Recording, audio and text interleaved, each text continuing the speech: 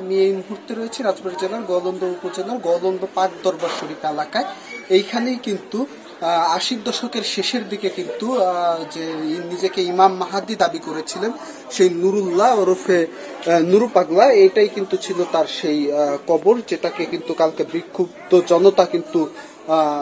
ব্যাপক ভাঙচুর চালিয়েছে এবং কবর খুঁড়ে কিন্তু তার লাশ নিয়ে সড়কে কিন্তু অগ্নিসংযোগ ঘটানোর একটি ঘটনা ঘটেছে। এই ৮০ দশকের শেষের দিকে নুরুল্লাহ ওরফে নুরু পাগলা কিন্তু নিজেকে ইমাম মাহাদি দাবি করেছেন এবং তার মৃত্যুর পর অর্থাৎ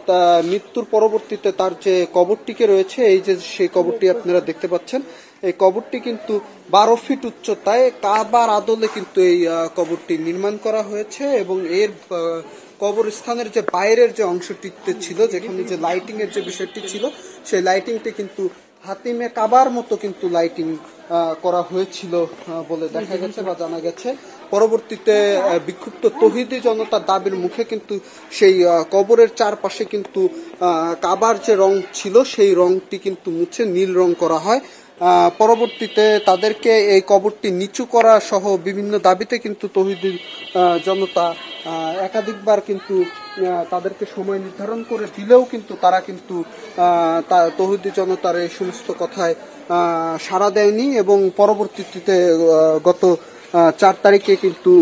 পর্যন্ত তৌহিদি জনতা তাদের সময় দেয়। পরে গত শুক্রবার কিন্তু তৌহিদি জনতা একটি বিক্ষোভ মিছিল নিয়ে আসে। বিক্ষোভ মিছিলটিকে নিয়ে এসে কিন্তু এই নুরুল্লাহ ওরফে নুরু পাগলার যে আস্থানা রয়েছে সেই আস্থানায় কিন্তু ব্যাপক ভাঙচুর ও অগ্নিসংযোগ চালায়। এই সময় কিন্তু তার বাড়ি, তার যে কবর, সেগুলো কিন্তু ব্যাপক ভাঙচুর ও অগ্নিসংযোগের ঘটনা ঘটে। পাশাপাশি কিন্তু এই এখানে তখন পরিস্থিতি স্বাভাবিক রাখতে কিন্তু পুলিশ চেষ্টা করলে এ সময় পুলিশের উপর হামলা করা হয়, পুলিশের একটি গাড়ি ভাঙচুর করা হয়। আজকে সেই পুলিশের গাড়ি ভাঙচুর করা এবং সরকারি কাজে বাধা এবং পুলিশের উপর হামলা করার অভিযোগে কিন্তু রাজবাড়ী জেলার গোয়ালন্দ ঘাট থানার যে এসআই রয়েছেন সেলিম, তিনি বাদী হয়ে কিন্তু গোয়ালন্দ ঘাট থানায় ৩,৫০০ জনের বিরুদ্ধে কিন্তু একটি নিয়মিত মামলা দায়ের করেন এবং এই যে গোয়ালন্দ পাক দরবার শরীফটি আছে, এখানে আইন শৃঙ্খলা পরিস্থিতি পরবর্তীতে র্যাব এবং সেনাবাহিনীর সহায়তায় কিন্তু গতকালকে পরিস্থিতি নিয়ন্ত্রণে আনা হয় এবং বর্তমান সময়ে এই পরিস্থিতি স্বাভাবিক রাখতে কিন্তু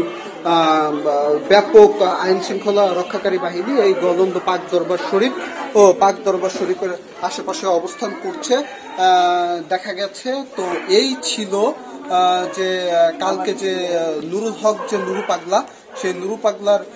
যে কবর থেকে লাশ উঠিয়ে পুড়িয়ে দেওয়ার যে ঘটনা, সেই ঘটনার আমার কাছে এখন পর্যন্ত পাওয়া সর্বশেষ তথ্য।